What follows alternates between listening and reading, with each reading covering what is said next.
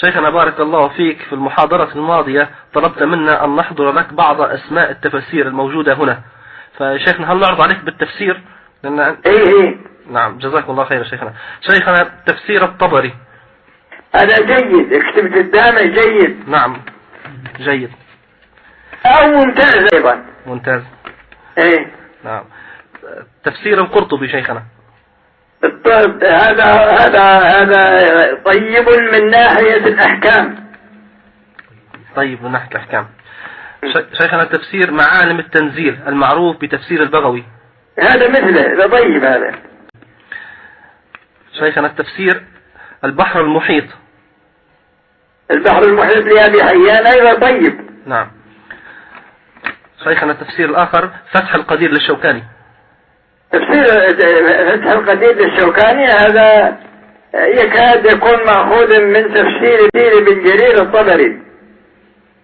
نعم. لكنه طيب. نعم.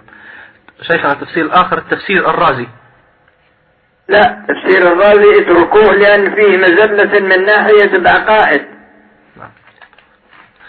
شيخنا التفسير الآخر أنوار التنزيل وأسرار التأويل المعروف بتفسير البيضاوي. هذا طيب من ناحية أنه يهتم بالمناسبات. نعم. التفسير الآخر شيخنا التفسير الجلالين. لا، هذا للمبتدئ. نعم بارك الله فيك. شيخنا التفسير آخر ظلال القرآن. لا، أنتم لستم في حاجة إليه. نعم. التفسير الآخر شيخنا روح المعاني في تفسير القرآن العظيم والسبع المثاني.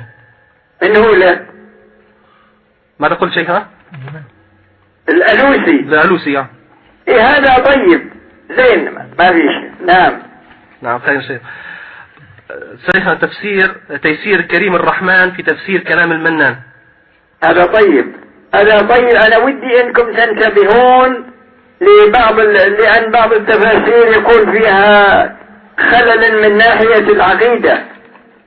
فالكتاب هذا اللي هو تيسير الرحمن هذا ممتاز جدا من ناحية العقيدة، ومفروض أنكم تجعلونه أصلا.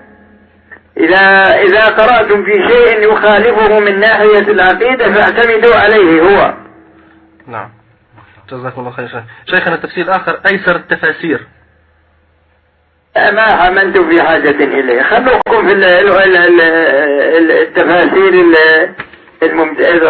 القيمة مثل تفسير القرطبي وتفسير الطبري هناك تفاسير أخرى شيخ أذكرها لك. زاد الميسر. زاد المسير. المسير مكتوب هنا الميسر شيخ. لا، هو زاد المسير. نعم زاد المسير. هذا ما فيه. نعم. الكشاف. كشاف الزمخشري هذا اتركوه. نعم. تفسير ابن كثير.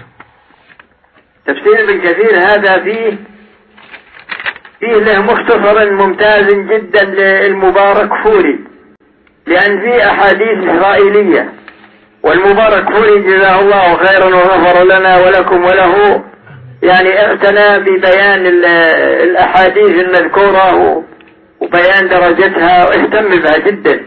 إذا تيسر لكم المختصر يكون أطيب. نعم. آخر تفسير شيخنا تفسير المنتخب للجنة علماء الأزهر. والله ما أعرف عن هذا شيء أبد.